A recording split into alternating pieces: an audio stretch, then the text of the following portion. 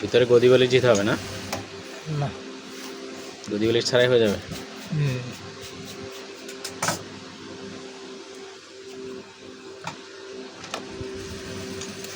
পরবর্তী সেলাই যেটা দেওয়া হবে এটাতে কি ওই ভিতরে যে এই যে কাপড়টা ভেঙে রাখা হচ্ছে এটা কি ঢুকে যাবে নাকি? ঢুকে যাবে, সেনের ভিতরে ঢুকে যাবে। সেলাইতে আটকে যাবে? এই যে লবটা, এই যে আমি দেখাচ্ছি, এই যে লবটা, হ্যাঁ হ্যাঁ হ্যাঁ, এটা কি সেলাইয়ের ভিতরে আটকা পড়বে না? এটা আটকা পড়বে। আচ্ছা আচ্ছা।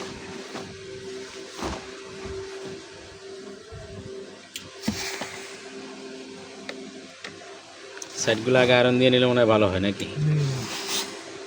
এখন দিন সোজা হয়ে থাকে।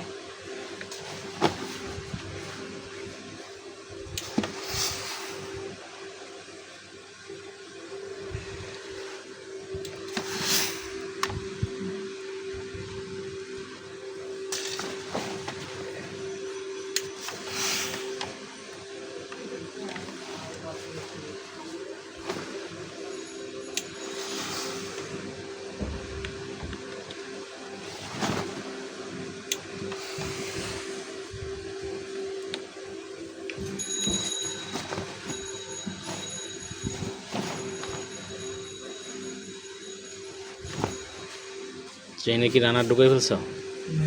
রানার ঢোকা নিছি।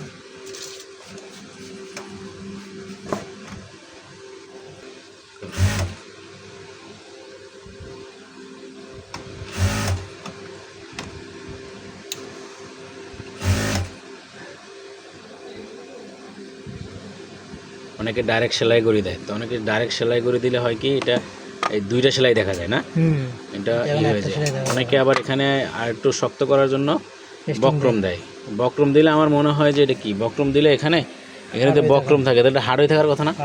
বক্রম কাপড় প্লাস চেইন, এটা তো শক্ত হয়ে থাকার কথা। এটা দিলে ভালো।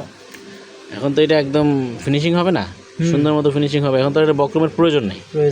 যে যেভাবে কাজ শেষে বক্রম দিলে সময়ও নষ্ট হচ্ছে, প্লাস পরবর্তীতে যদি এটা গোছায়া যায় বক্রমটা বটে যাবে, বক্রমটা কিন্তু বটে যাবে। আচ্ছা আচ্ছা। পকেট থেকে কয় ইঞ্চি নিচে দিলে এটা? এই 5 ইঞ্চি হবে। 5 ইঞ্চি নিচে না? সবার কি 5 ইঞ্চি নিচে থাকে নাকি? না, ছোটো 4 ইঞ্চি 3.5 ইঞ্চি। আচ্ছা আচ্ছা আচ্ছা। প্যাকেটটার গ্যাপ কতটুকু দেওয়া হয়েছে? 6 ইঞ্চি। 6 ইঞ্চি। আচ্ছা ঠিক আছে, ভেরি গুড।